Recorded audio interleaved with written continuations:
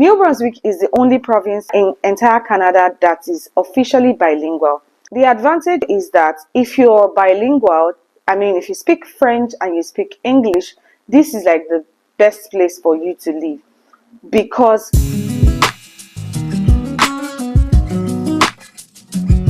hello everyone, welcome back to this channel.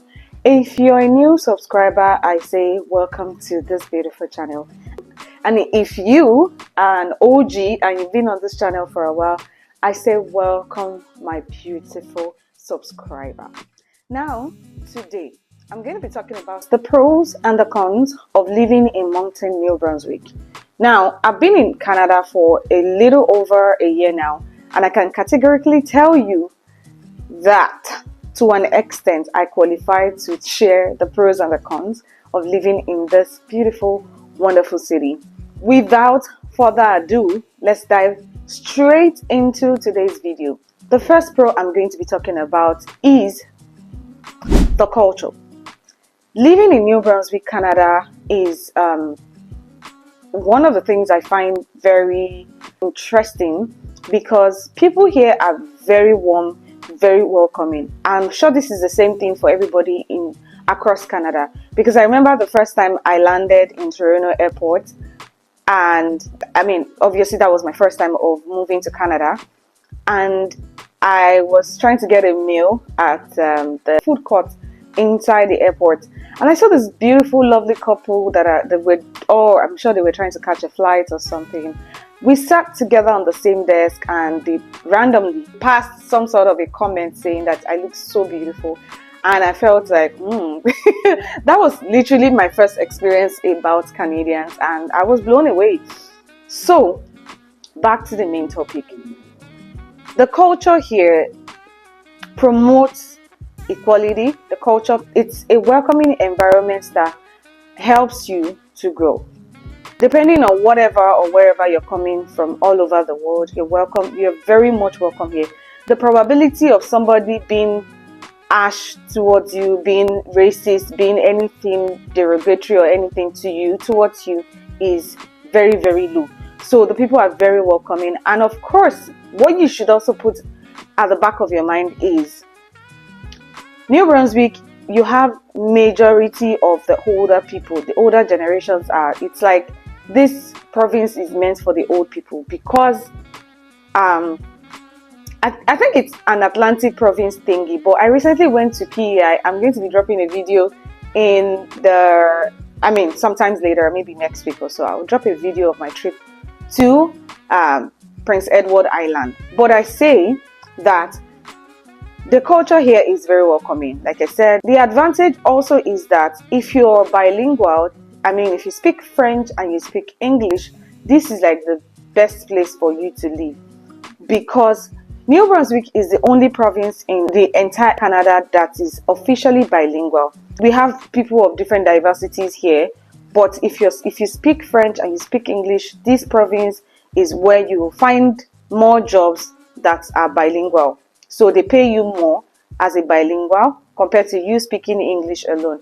I speak English alone. I don't speak French, but it still doesn't mean you don't thrive. If you're somebody that speaks English, you only understand English, it's still fine. The environment is still fantastic for you. In fact, people speak more English than they speak French because Canada, the first language is English. Is how culturally diverse New Brunswick is. You'll find people of different races, from Indians to Nigerians to Ghanaians to every races around the world. The environment is very welcoming. So you have so many people of different races. You find the Chinese, you find the Filipinos, every other person. Everybody is here. So, and I think it's also a thing about Canada. Canada is very welcoming for people, so you would thrive regardless of your race, and the environment just kind of helps people to just come. They are saying just come, we are very welcoming. That's how New Brunswick is. I'm sure it's the same thing for other provinces across Canada, but today we are going to be focusing on New Brunswick because I live here and I've been living here for over 1 year. My next pros that I'm going to be talking about is how friendly the people are. The people here are very friendly. Also, bear in mind that New Brunswick actually kind of has you have more population of the older people because it's like I don't know, it's not the Apple kind of environment like the Toronto, like the Vancouver, the Quebec, and all those places that are happening in Canada. But you have more population of older people here because it's just quiet and it's friendly and it's a little bit, not a little bit, it's very laid back. The environment is very laid back. It's not like go go go go kind of environment. I lived in Lagos, Nigeria, so comparing living in Lagos, Nigeria and moving down here in New Brunswick, it's the difference is clear. Like clear. There's nothing else you can talk about. It's like it's really clear. Here is laid back. People do not drive crazily. People adhere to the traffic rules. And the next pro I'm going to be talking about is we have less traffic here. The reason why we have less traffic here is because we have lesser population. As at the last time I checked, the population of the people living in New Brunswick, Canada is currently 834,691 people living in New Brunswick. This is based on the CBC News Canada chart. So because of this, we have different areas in New Brunswick that people live. So because of this, people are widely spread across every other parts of New Brunswick. We have Moncton, we have Dieppe, we have Riverview, we have Miramichi, we have Cap Pelé, we have Shediac, we have Sackville, we have a lot of places around. I mean, a lot of cities in New Brunswick that people live that constitutes the number of people that live in the New Brunswick. So based on the landmass in New Brunswick, the New Brunswick has over 72,908 kilometers square. You can imagine that kind of the landmass for the kind of people that are living here. So it means that the populations are, people are widely spread across. I mean, that's just a basic thing. So we have less traffic. People are much more relaxed when they are driving. People obey traffic rules much more than other places that I've lived. People just adhere to the traffic rules and everything here. So we have less people. If you drive more than 15 minutes here in Moncton, for me, I think you're already driving outside of Moncton because everywhere is closely packed and closely knitted and all that. Transportation is my next con. The cons of living in New Brunswick is the fact that the transportation system is not as fantastic. Now, because I have lived in other places and I know how things work, I know that you have the public buses, you have the train, you have the tram, you have all those things that make life easier. For example, back in Lagos, you have the bus system, you have the BRT lane, you have the yellow buses, you have the keke napep, you have the bikes and all those things that make everything easier for you. You can decide whichever one you want to go for without necessarily owning a car. But here in Canada, especially here in New Brunswick, I do not see how you would be able to survive without owning a car, especially also because most of the jobs here, they are tied to owning a car. Sometimes you will see a job, you say, oh, I qualify for this job, and by the time you read the job descriptions, they are saying, oh, must have a class 5 driver's license, must own their own vehicle, must be mobile, must this, all those things. You have to think about it, and you're like, where I was coming from, maybe you're somebody that never owned a car before, and then having to think about it and say, oh, you're coming to these kind of places that only has the bus system. There are no other kind of transportation. There is no tram, there is no train, there is nothing. You will be forced to get your own personal car. And if you cannot afford that, I think it's one of the things that you should put into plan before considering coming to New Brunswick, Canada. The next con I'm going to talk about is salaries. Living here in New Brunswick, even if you get a full-time job here, most of the time the market rate is usually within $20 to $22 most of the time. It doesn't mean you still cannot get jobs that pay more than that, but what I'm saying is, for somebody that, if except they want to work more than one job, and I don't know if people have that luxury of working more than one job. Some people do. If you're a PR or you're a citizen, you can work. Of course, you don't have a closed work permit. And also some international students also have more than one job that helps them to manage their resources and their bills.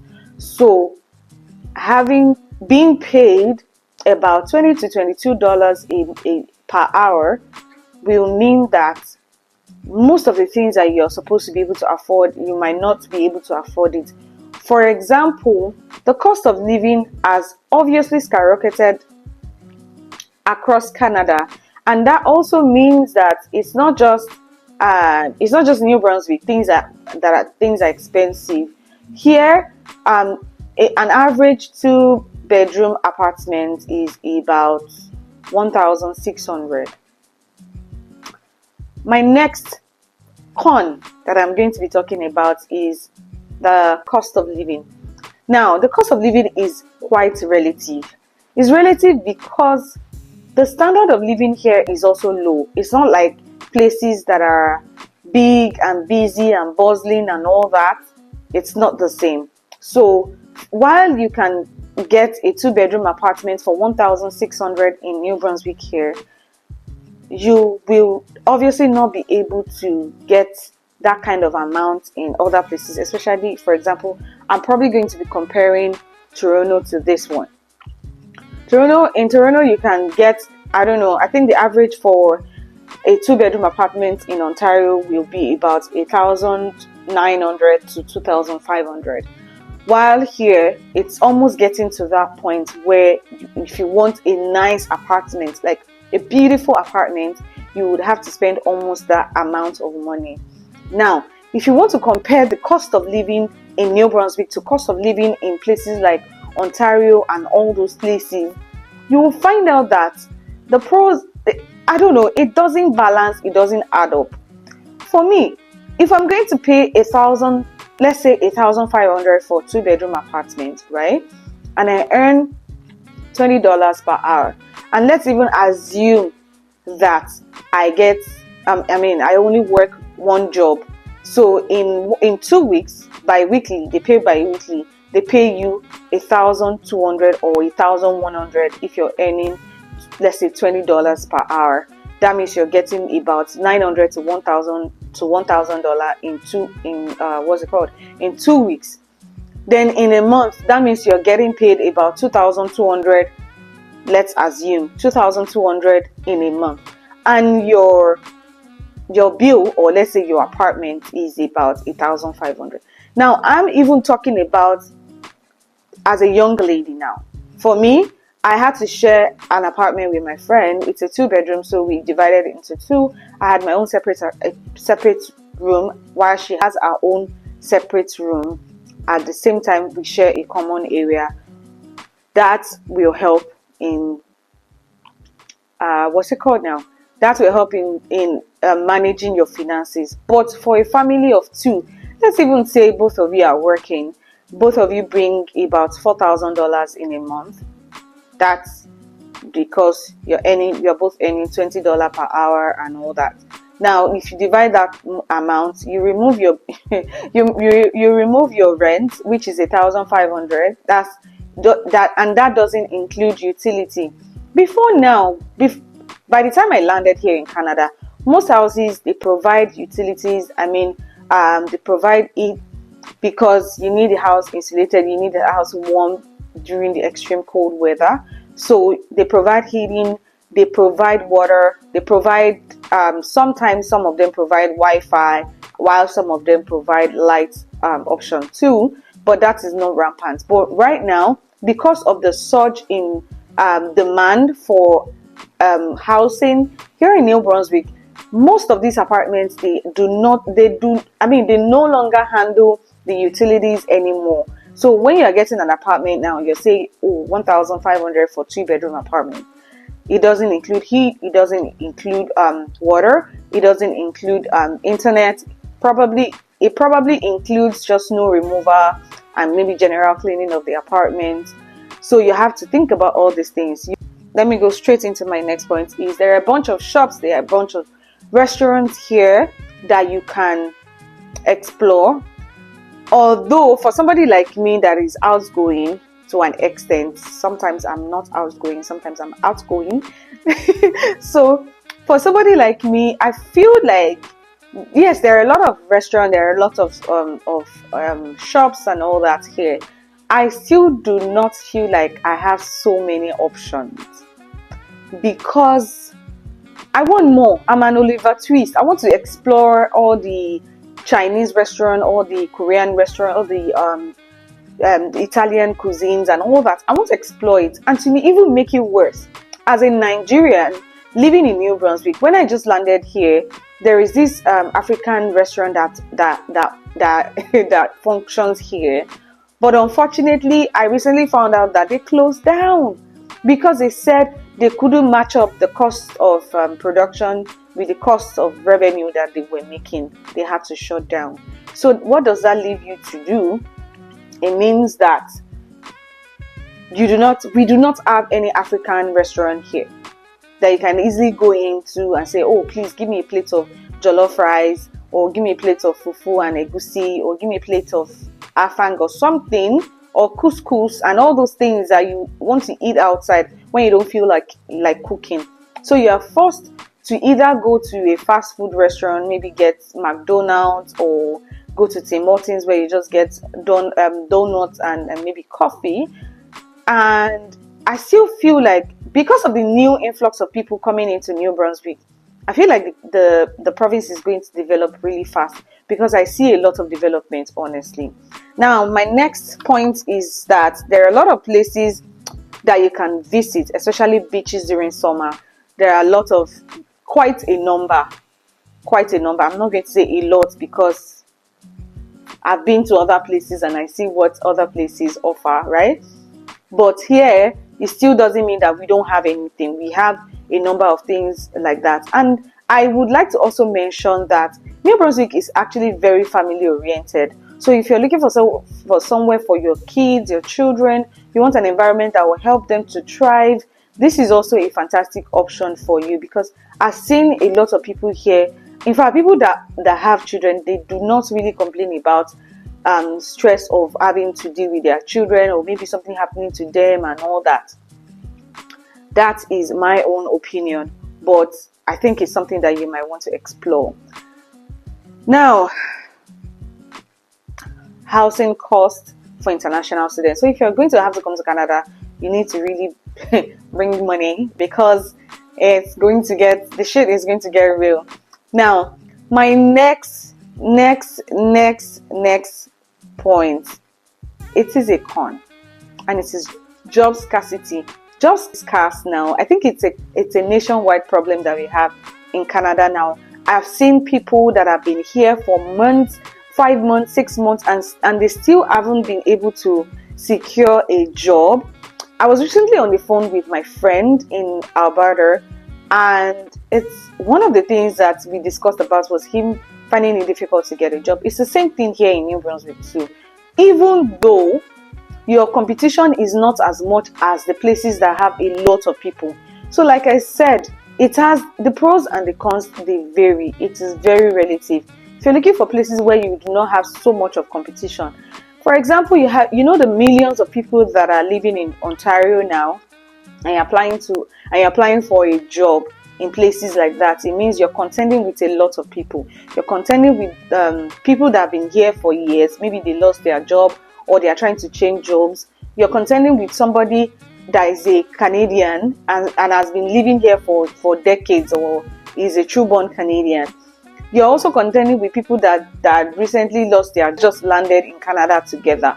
So the competition is really high and the job scarcity is really, really skyrocketing. So that means that if you want to come to Canada, you should consider places that the cost of living is not as much as other places. So it means that if you're going to have to settle in, it's going to be easier for you to settle in so that things will not be that much difficult for you. At least you can still figure out things around here, do some DoorDash deliveries, do some warehouse jobs and all those things. I work in the warehouse and I'm proud to do that. I do not work, I don't lift heavy things. I just do the administrative work. And so because of that, I can tell you that the jobs are actually scarce. I remember I had to fight to get the job that I got. I'm not saying physical fighting. I'm saying that I had to be deliberate. I had to be very aggressive with the way I applied, or the way I was applying for jobs. If you want me to talk about how I got my jobs, please drop a comment in the session. Now, I'm going to be talking about